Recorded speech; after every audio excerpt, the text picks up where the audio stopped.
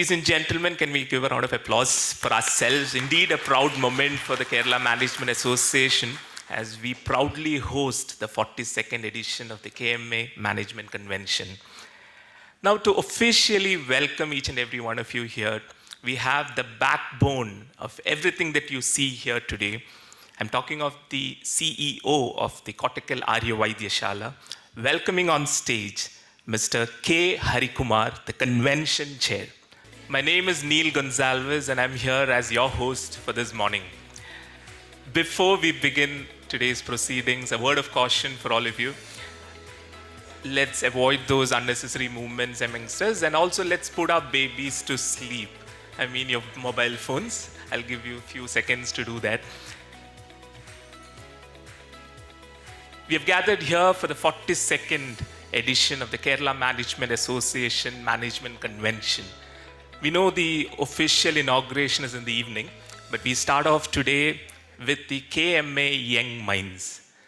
I'm sure everyone here is young at heart and young at mind too, but KMA Young Mind particularly focuses on those people who are less than 40 years of age. Fasten your seat belts, buckle your seats, and watch out for a roller coaster ride for the next 2 days as we move into the world of innovation and elevate ourselves. KMA over the years has been significantly helping the ecosystem of the Kerala state. And right now, I request your focus on the screen as we take a sneak peek glimpse of what KMA is all about. Dear past presidents, dignitaries, Mr. Balagopal, MC members, and all those who have assembled here. Welcome to the very first event organized as part of the 42nd Annual Management Convention. Though KMA has been very active in spreading the message of management education and awareness, this is the first time we are giving a lot of thrust to the young minds, to the youth, and for framing programs with that in mind. Our president, in his presidential address, will share more on this, as this is basically his idea, his concept. We as a responsible association is aware about the exodus of younger people from Kerala under the guise of education. Keralites always had that migration itch.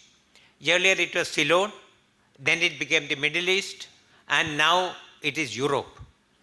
Earlier, they went with an idea to earn money, come back in India, but now the idea is to take money out of Kerala. You look at the economy of Kerala, see that is, earlier it was a money order economy where money used to come in. In future, it is going to be an economy where money is going to go out from the state, either for education from bank loan or selling the property, or it is by way of all the guest workers taking the money out of the state. So that is going to be a challenge which everybody will have to face. The reason for this migration of the younger generation could be income differences. It could also be political, it could be demographic, it could be economic, and there could be a plethora of reasons for that. We would like to deliberate and discuss on what we should do as a state to encourage them to stay back and contribute to the economy of the state. Running away from challenges, as you know, is not the way to move forward, and that is why KMA as a responsible association invited dignitaries to basically talk about how they could achieve or what all the government is doing so that people, the younger generation, can stay within the state. I would just like to start with quoting two reports. One is which appeared in Economic Times, quoting a periodic labor force survey which stated that Kerala has an unemployment rate of 31%. That obviously is a negative report. And as you all know, media generally survives on spreading sensational news so that they remain in the minds of the people.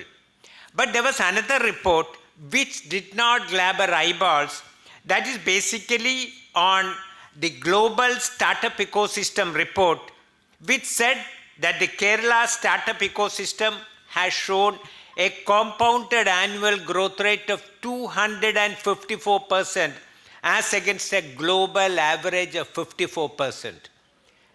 As you know, this startup ecosystem is generally driven by the younger people of the younger age bracket. So that shows we can grow at a pace much larger than the global average. That itself is a very, very positive thing to note. And this session is basically to ignite the young minds, and we have structured this into three parts. We have a keynote speech by Sri C. Balagopal, who is the current chairman of KSIDC. But his credentials go much, much beyond that.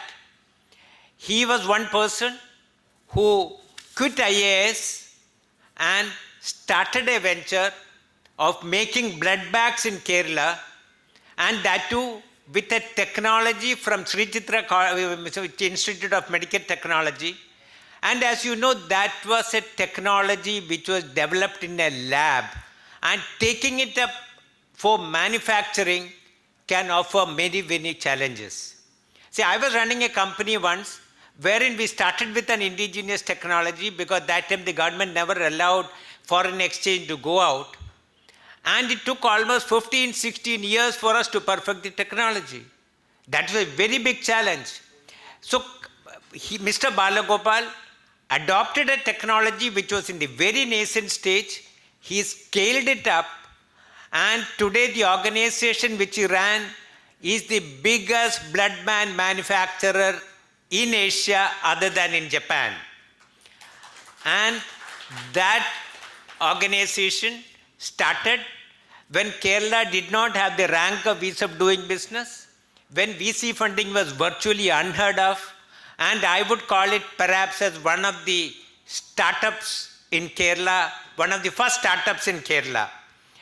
And his story demonstrates how success can be achieved in Kerala, and he, as an author of many books, has also written about many organizations, many such organizations which are thriving in the state of Kerala.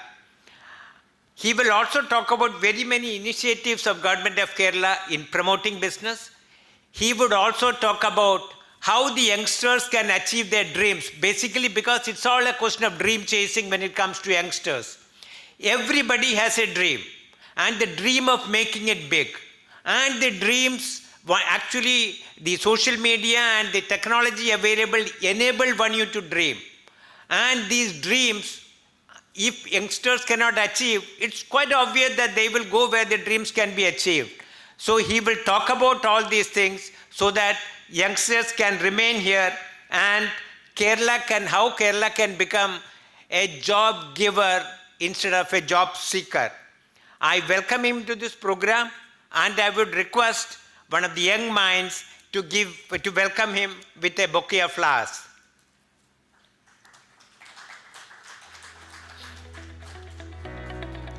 That's Arati Verma, who is spearheading the Young Minds program, welcoming Sri Mr. Balagopal. And after his speech, we will have a panel discussion. And panel discussion is on success through passion. This topic is very, very important now, especially in the context of L&D Chief's address, saying that one should put in 90 hours of 90 hours in the workplace. So it's very, very important now to talk about this, success through passion. And we have an eminent panel wherein the panelists will be talking about success through passion. That is how they have made a career out of passion, and how one can survive without putting in work, because they don't work, they enjoy what they are doing. That is why they make a life out of living the passion which they have. And the panel discussions on that particular topic will be moderated by Mr. Sunil Zachariah. He is the MD of Futuristic Business Solution, I would request one of the young minds to welcome Mr. Sunil Zachariah.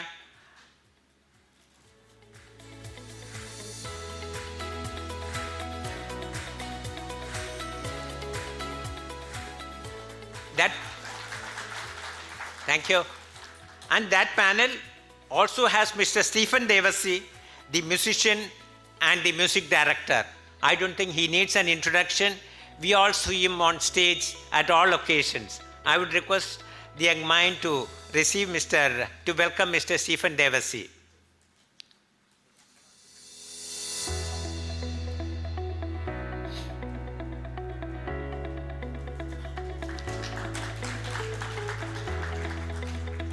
Now we have Mr. Jacob Joy.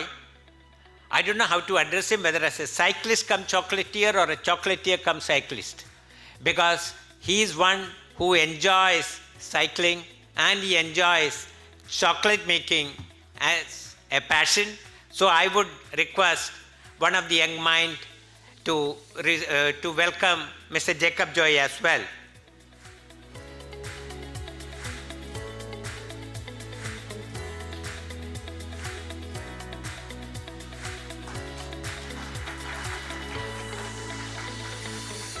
And in the panel, we have Ms. Nikkitha Shanker, who enables you to shop online and ship the purchases to doorsteps worldwide in this program. And I would request one of the young minds to receive her also.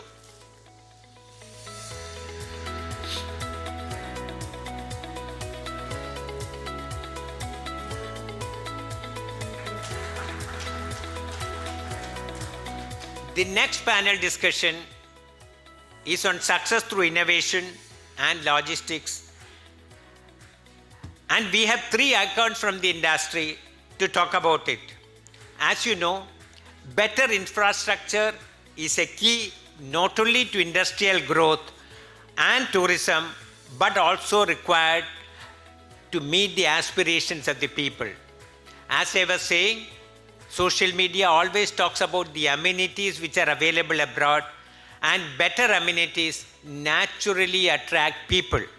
So, providing the infrastructure is a key to making people stay back and achieve people dream and achieve whatever they are aiming at. And to lead the panel discussions, we will have none other than the celebrated MD of CIAL, Mr. Suhas IAS. Has he come? He'll be joining us shortly, and as soon as he joins, he will be received with a bouquet of flowers. And to save time, I would just talk about this. CIAL, as you know, is a very, very celebrated story of success. And CIAL is a 100% solar driven organization. It has a convention center. It has a business terminal. Recently, they inaugurated a Taj hotel also. So it has actually concentrated on driving non-core revenues also to the core activity of airport operations. This is going to be the successful model not only in CIAL, actually that has been the tried and tested model across the world, wherein you have to be competitive in your core area. Core area is competitive, giving of landing charges and all to airlines. At the same time, if you drive up non-core revenues, you can attract more and more airlines to your town, your airport, and you will be able to attract more passengers also. And as you all know, that is the 5th busiest airport for international operation in the country and 8th busiest for overall operations. So that is a very big achievement of CIAL, and I would congratulate the entire CIAL team who is here. Now I would talk about Mr. Praveen Thomas. He is the CEO of DP World, and DP World also has been very much in use these days for breaking their own records on handling of TEUs. TEU means 20 equivalent units, and every month they better their own record of the previous month. And we all know the situation in the port long back, wherein almost 80 people used to handle one container. And strikes used to be very common. And now Cochin Port and the DP World activity is gaining a lot of momentum and at breaking their own records every year is indeed, every month is indeed a very great thing. And I would request one of the eggmen to welcome Mr. Praveen to this program.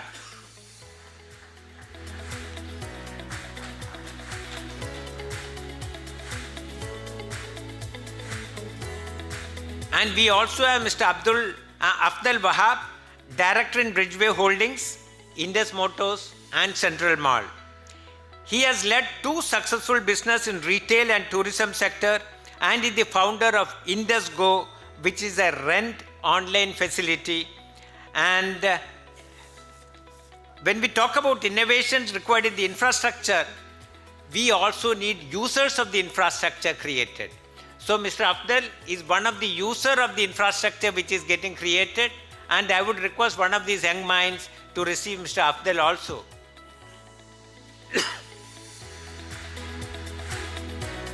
Okay, he's yet to join, okay. So we have welcomed everybody, and I would request all of you to listen to these wonderful speakers, wonderful panel discussions, and understand the great potential each one of you have and these prospects which are lying ahead. As this is basically a Young Minds program, I welcome all who have assembled here, who are young at heart and young at mind, and wish you many, many happy deliberations. Thank you very much. Ladies and gentlemen, welcoming on stage the President of the Kerala Management Association, Mr. Bibu Punnuran. Good morning, everyone. Welcome to the 42nd edition of KMAC, the annual management convention of KMA, into its second international edition in particular. Every special occasion needs to be celebrated, and in KMA, we would like to do it in our own unique way as always, and hence this special session has been designed and termed Celebrate Success. We are very much aware that the youth of our country are the driving force that will take us all to the next level in terms of development and growth. Hence, we have started a new initiative in KMA termed the Young Minds, or the YM in short, exclusively focusing on our youth, young entrepreneurs and young corporate managers. The theme for this year is also termed Youth at Level Next, Empowering Young Managers. We've started a series of evening talks named Inspire Series and also training programs that will empower our YM members to equip themselves better in the corporate world. This special session of Celebrate Success is also aimed at sharing the success stories of our youngsters who have made it big through their innovative practices and passion for whatever fields they have chosen. I would request you to play AV on the YM. Got a vision? We've got the tools. Welcome to KMA Young Minds. The keynote speaker of today, Mr. C. Balagopal, Chairman of KSIDC, has his own success stories to share.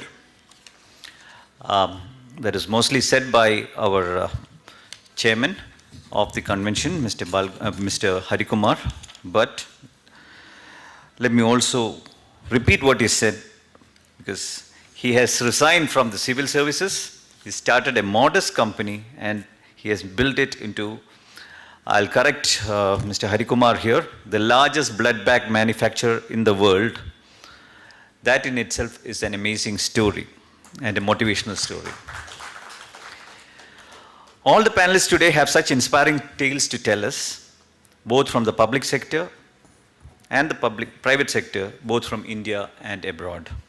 Each one of the panelists will be introduced in detail, but may I take this opportunity to thank each of you for having taken time off your busy schedules to be with us this morning. As an example, my good friend Mr. Stephen Devassy just flew in from Doha, is attending this meeting and then flying out again just to be with us this morning. Thank you very much. And to all the panelists, I know that you have your own, taken your time off to come and be with us this morning. Thank you so much. A couple of decades back, when one talked about a successful person in business, the image of a person with a little bit of gray on the head and a slight paunch, who would naturally be in their 50s or at least in their late 40s, would come to one's mind. But today, the world and the environment for doing business has turned so much for the better that people, even in their teens sometimes, are rated so successful and bubbling with ideas that change the world with impactful and meaningful innovations. Nikkitha is one such story. Needless to say, no business can survive and grow without embracing newer and innovative technologies and out-of-the-box thinking. Hence, the theme for this year's convention has been coined as Innovate to Innovate, after much thought and brainstorming. We will be hearing such innovative stories, success stories from all our speakers and panelists during the two-day convention. I'm also happy to let you know that we will be honoring two young successful entrepreneurs from abroad in line with our commitment to make our 42nd KMAC, the annual convention of KMA, truly international. Gone are the days when the world had a feeling that our state of Kerala was not the best place to do business. But today, Kerala has been ranked number one in terms of ease of doing business nationally. To add to this, the success rates of startups from Kerala stands at a proud 25% as against the national average of just 10%. So we can be sure that exciting times have just begun, and in the years to come, we will be celebrating more and more success stories from our own sweet little Kerala. Wishing everyone the very best, and I'm sure that this 42nd edition of KMAC will leave us more enriched with lots of learnings and takeaways from the accomplished speakers and panelists. Have a great day and great learnings ahead. Thank you. Thank you, sir. And we look forward to your KMAYM chairperson and the director of Varma Homes. Welcome Ms. Arati Varma on stage. Thank you. So very good morning, all of you. I'm Arati Varma, Chair of KMA Young Minds, and I'm really happy to get the opportunity to introduce our keynote speaker, Mr. C. Balagopal. Mr. Balagopal studied economics at Loyola College before joining the IAS in 1997 and served in Manipur and Kerala. After resigning from the civil services in 1983, he founded the company Peninsula Polymers, PenPol, which manufactures indigenously developed biomedical devices. After liberalization, the company merged with a Japanese company in 1999 to form Terumo PenPol Limited, which is one of the largest manufacturers of blood bag systems in the world. This company exports to more than 50 companies in the world. Later, in 2011, he sold the company to Terumo Corp. He is also the founder of Anaha Trust, which supports social entrepreneurship. Mr. Balagopal is the director of Medical Devices Incubator, TiMed, and has also worked as an independent director on the board of Federal Bank Limited and is currently the chairman of the same organization. He also serves as the current chairman of Kerala State Industrial Development Corporation. It's extremely fortunate to have you here as the keynote speaker and eagerly waiting to hear from you, sir. Thank you.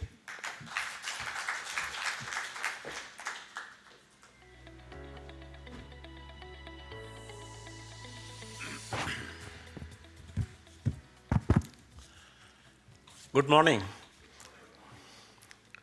I would like to thank the President and office bearers of Kerala Management Association for giving me this opportunity to participate in this Igniting Young Minds session. Though sometimes I wonder why I was called, because I'm not young. But in fact, maybe because of our traditional respect for gray hair, I get a lot of invitations, and almost all the time I ask them, why don't you get people younger than below 40? Why don't you call people below that? Why do you keep coming back and calling the same suspects like me? And I mean that seriously also, because I think we need to hear new voices, we need new messages, we need new language to be heard, because it's a completely different world. So today I will just be very quick, very brief. What I want to talk about is doing business in Kerala. It's a, when you say business in Kerala, it almost is like an oxymoron. People think, how is that possible? Why are we talking about something which is not possible here? And that's interesting because if you look at this state where nothing is supposed to be happening today, I'm not looking into the history of it where enormous amount happened here in this state. So obviously it is not a place, at least in the past, where nothing could happen. But obviously something happened to change that narrative. And then people started saying nothing can happen here.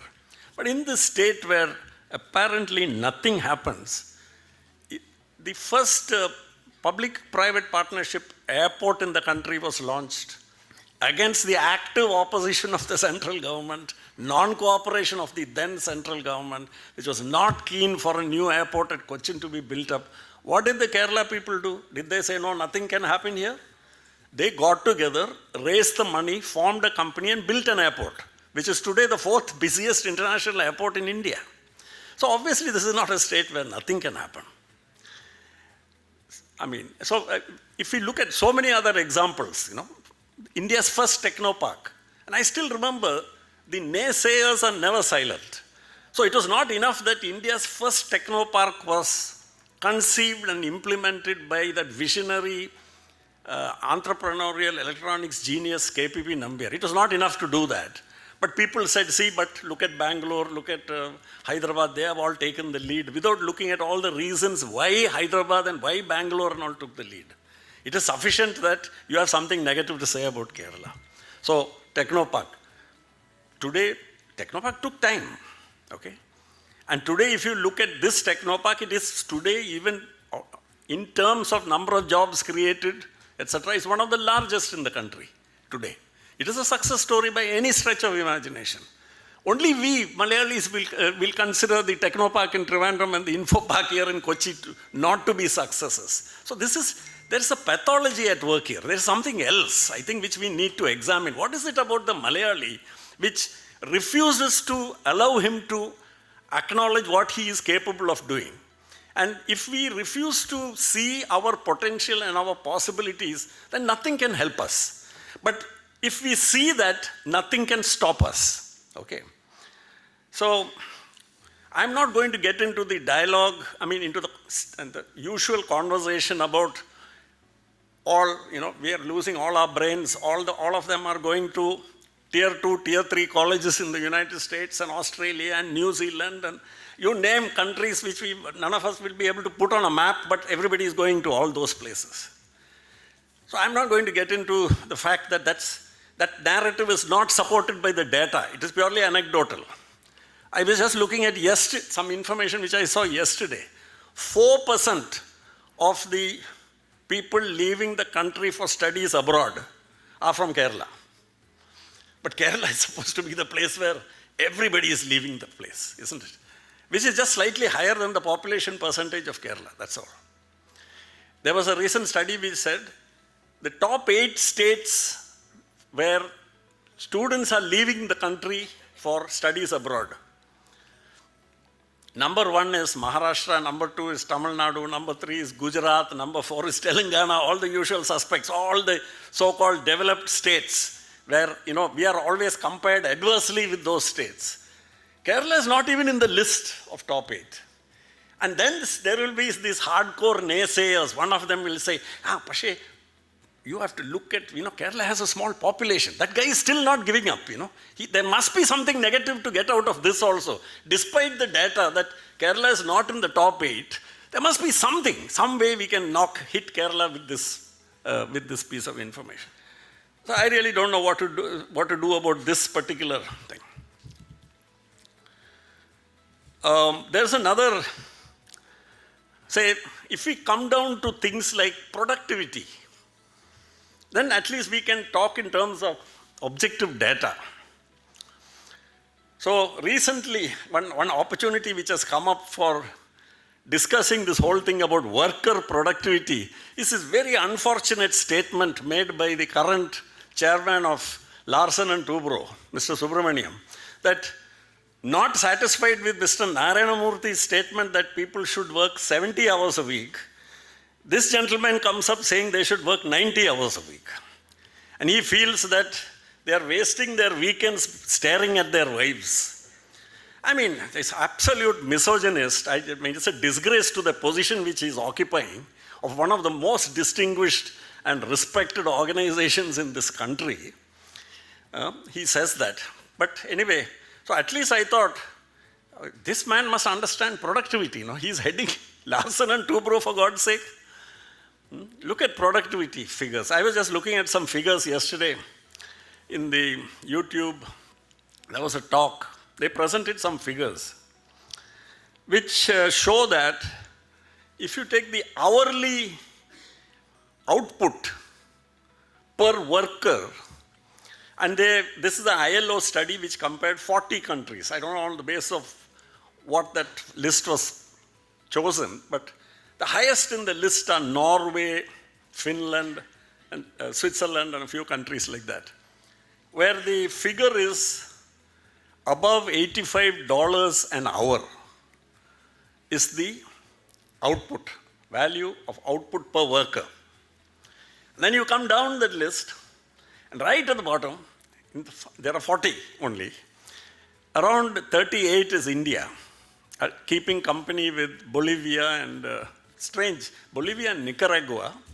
I would have expected to see other countries there, and the figure is $8 per hour productivity. So we have now we hear this about Kerala, that why is it that the Keralite, when he goes outside the state, is so productive, but not in the state? So the whole thing, the onus is on the Keralite.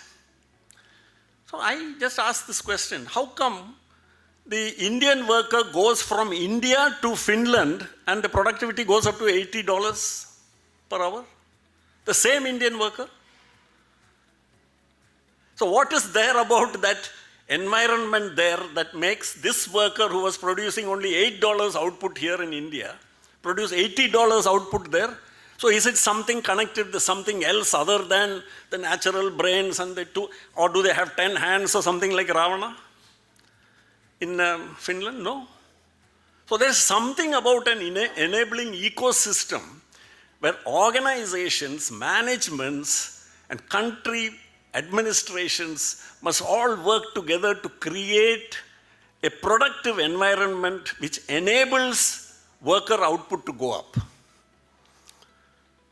My factory, when I set it up when it was a startup, we had about 50 workers, and our output at that time, I remember, would have been around, if we took the annual production of the factory and divided by the number of workers, very crude measure. So output per worker, it was around 30,000 to 40,000 rupees per worker. When I sold the company, the same worker, the output per worker was 25 to 35 lakhs. Was he working 1 hour more? No. He was working the same 8 hours with the tea break and all what is provided. We never wasted any time trying to make him work 1 hour more. What we wanted to do was ensure that in those 8 hours he produces more. So we kept modernizing our production process, we kept training them, we kept upskilling them, and finally we ended up as the most efficient. It's not just that we are the biggest manufacturer in the world. We are the most efficient manufacturer in the world. That's why we are the biggest in the world. Because our order book is full. Because we are the most efficient, we could make the best quality products at the lowest price. And that is not possible if you don't have a highly productive labor. My Japanese colleagues used to tell me, they had 6 global locations for manufacturing the same product. Terumo Corporation is one of the leaders in medical devices. They have manufacturing operations in 20 countries. At that time, they must be having more now. and they have business in 150 countries. They're giant. They said the most productive factory for blood bag manufacturing of the 6 manufacturing locations, including one which they had in China, the most productive factory was Vilappil Shala near Thiruvananthapuram. So my point is, this anecdotal information is not intended to sort of conclude the debate on productivity. I'm not saying, therefore, it is a closed chapter, Kerala is highly productive. No, I'm saying we must start looking at data, and we must study this subject a little more in detail and not allow conversations to be hijacked by anecdotal information, where it finally ends up in what's called whataboutery. You know, when somebody says, this business didn't work, and then I'll point out some business which worked, then the other person, like ping pong, then the other person will say, but then what about this guy who was setting up a shopping mall in Kannur and committed suicide? And then I'll have to say, yeah, but I have this example. Then they will say, but what about that? What about this? So we'll end up nowhere. So I think this is a very sterile debate, and it's not worth wasting any time on because the evidence is out there. So I'll just come to what I thought I will use the few minutes available to me today to talk about. Not that business in Kerala is possible. Other than the most obtuse mind, I think everybody present here is proof of the fact that business in Kerala is not only possible, but is thriving and is booming. That's what it means. So I don't think we need to waste any time on that issue. It's a non-issue. I want to ask ourselves, because of this preoccupation with what I think are not important issues, are we missing the wood for the trees? Are we failing to see the real problems which are there before us? And what is that? One of them, we as businesses, managers, as entrepreneurs, we have to get our organizations and ourselves ready for the future. Are we thinking about the future? Or are we obsessing too much about what is happening today that we are not having enough time to think about the future? So what is the future going to be like? I'm not an astrologer, so I'm not going to tell you what the future is going to be like. But let's just look at the evidence. In 2000, the gross state domestic product of Kerala was 77,000 crores. Last year, it is a little over 11.5 lakh crores. During this period, it has grown at a rate which meant that the gross state domestic product of Kerala was doubling every 6 to 7 years. It is a proven fact, whether it is 6 or 7 years, you can just do that and work out the compounded annual growth rate. But it grew from 77,000 crores to 12 lakh crores at current prices. Now, what does that mean? That means that the gross state domestic product of Kerala is going to double again in the next 6 to 7 years. Let me put it this way, whether we like it or not, it's going to double again. It is going to double. Whether the government of Kerala wants it to happen or not, it is going to double. Economic activity does not wait for a switch to be put on by the government and to be switched off by the government, no. Economic activity is like an engine which once it starts, gathers momentum and shifts into gear. It takes a lot of energy to slow it down and to stop it. It takes a lot of energy to speed it up to the next level also. In other words, it gets a momentum of its own. Given that momentum, by 2030 or 2031 or 2032, say, 11 lakh crores is going to become 22 lakh crores. That's what I'm trying to say. How many of us are thinking of our businesses? Are we ready? Supposing I am a builder. I have a certain capacity to build. Or I am a transport contractor. Or I am a warehouse owner. and I have a certain amount of space, or I am in some other business, I'm a healthcare provider, I'm a healthcare services provider, I'm catering to so many people. How much am I prepared for the demand doubling? Have any of us really, we think incrementally, isn't it? We think this year I'm here, next year I want to be, whatever is the growth rate in my sector, 5% more, 6% more, etc. Are we thinking of, am I doing today what is necessary for my business to be able to handle another Kerala? Because that's what it means, no? Doubling of the economy means another Kerala is going to be here. And those who think that one Kerala is bad enough will say, oh God, Ishwara, you need one more Kerala. Surely we are not, it sounds like a nightmare. No, that's just on the lighter side. So my point is, whichever business we are in, so in economics, I don't want to take a class in economics, I'm not competent for that. And it's not necessary. I'm just saying, in traditional economics, we have a production function. And you have various factors of production which come together, no? Labor, land, and capital. They come together to produce the output on the other side of the equation, isn't it? That's the production function. Now, land, you cannot increase the supply of. You cannot. Labor, you can, to some extent, you can get migrant workers down to compensate. So, the only thing which you really have some control over is capital. And of course, one more factor of production since the earlier production function is technology, state of the art. So by a combination of capital and technology, you can compensate for the restrictions which you have or limitations which you have on. So if you don't have vast tracts of unexploited land, and if you have already, say, fully settled your state, so land is going to be a problem. So you have to find innovative solutions. You will have to go vertical for your industrial activity. Like, I remember 40 years ago, going to Bombay to buy some equipment and finding that my supplier's address is Todi Industrial Estate, somewhere near Thane or something. And I go there and I find it's on the 10th floor of a building.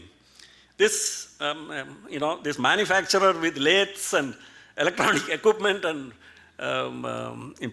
presses and everything is on the 10th floor of a.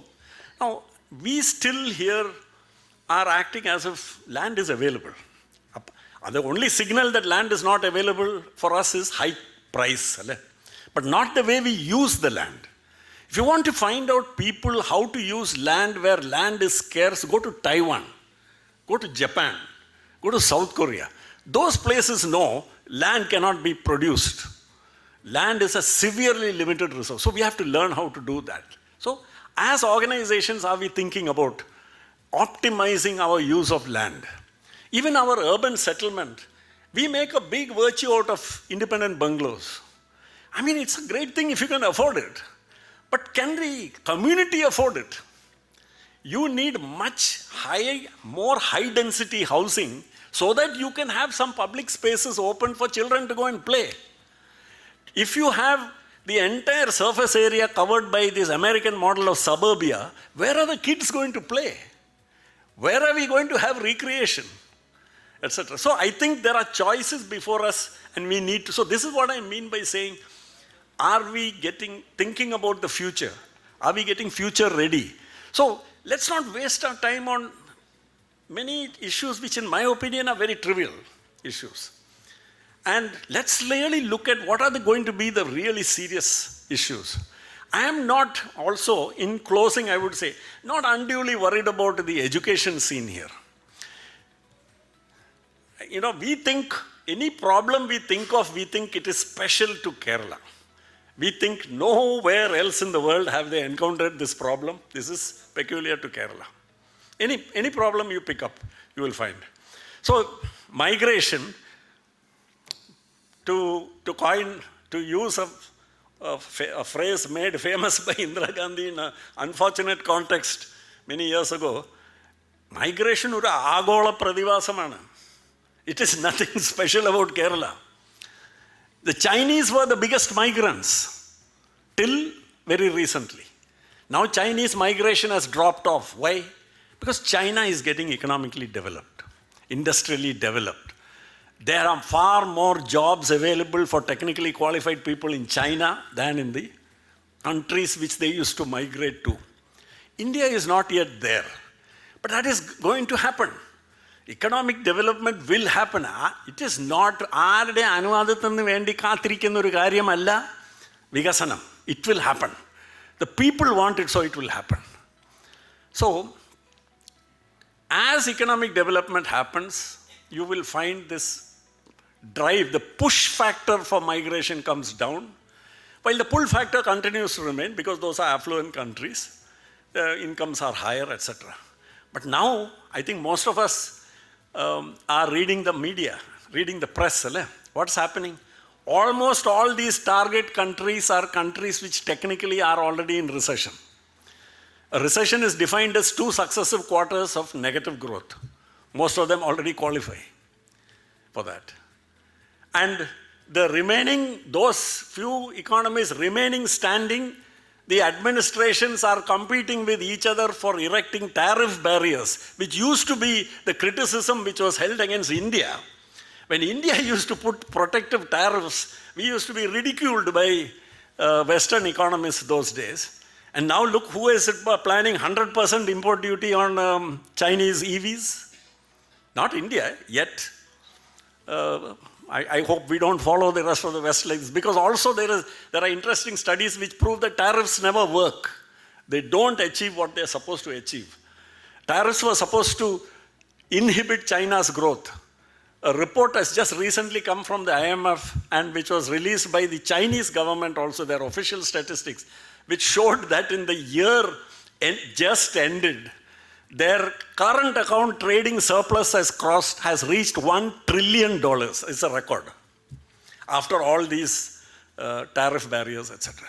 So to come back to, I think in the case of Kerala, we have enormous opportunities. Kerala is a state whose time has come, because those factors which are favorable for Kerala, which Kerala probably alone or has to a much greater extent than any other state, which is an educated public, which is a better functioning public healthcare system, which is a better functioning public welfare system, which is much better road connectivity and the other forms of communication. If you look at in terms of mobile telephone density, internet use, all the parameters which qualify for modern economic development, Kerala is far ahead. In fact, only urban areas in the rest of the country can compare with this state. This state taken as a whole has a mobile penetration density which is superior to most of the cities of India. So here we have all this which is favorable, which has not just come just like that, it has come over a period of time and as a result of also partly deliberate public policy and partly serendipity and technology. Now, it's up to us to see how we can put this to great use. And I believe Kerala is an idea whose time has come. And we are going to see this state, for example, when I mentioned that the gross state domestic product of this state is going to double in the next 6-7 years, just think about it. The first state which has already crossed the replacement rate of growth of population, which means our population now is not growing, it is actually starting to decline. Okay? Which means what? If the simple arithmetic, if the numerator doubles and the denominator remains the same, what's going to happen? Per capita GDP doubles. And Kerala's per capita GDP by 2030, 2032 will be not less than, and I'm not in PPP terms, in nominal terms will be around $10,000, which means we are in the middle income level, middle income grade, which immediately poses many challenges, many opportunities, many problems, all of which have to be addressed, not least of which will be, we also have an aging population. Our demographic profile is far ahead of the rest of the country, and in a way which is not very helpful, because the share of working population in the total population is declining. So it's a mixture. I will close by saying, reality is always nuanced. There is never a black or white picture. It is never binary. All the narratives of Kerala mostly have been negative. And they all have been based on a single narrative, which was nothing happens here, nothing works here. And there are some anecdotal evidence in inverted commas which is used to illustrate these examples of nothing working here. The danger of the single narrative is it leads to another problem which the Nobel Prize winning economist Daniel Kahneman calls the confirmation bias problem. The problem of confirmation bias is when your mind becomes very selective and finds that data which confirms your biases. And you only see that data. You will ignore it. It is beautifully trained then. Your mind is trained to ignore and filter out all data which conflicts with your view of the state. So I'm saying, let's learn to respect the data. Let's learn to be a little more objective about all these things. And then we will see it for the reality that it is. Which is what? A far from perfect state. But a state which has achievements which are way ahead of the rest of the country and which place us as possibly the only state in India which can become the Taiwan of India is Kerala. Thank you. A big round of applause, ladies and gentlemen.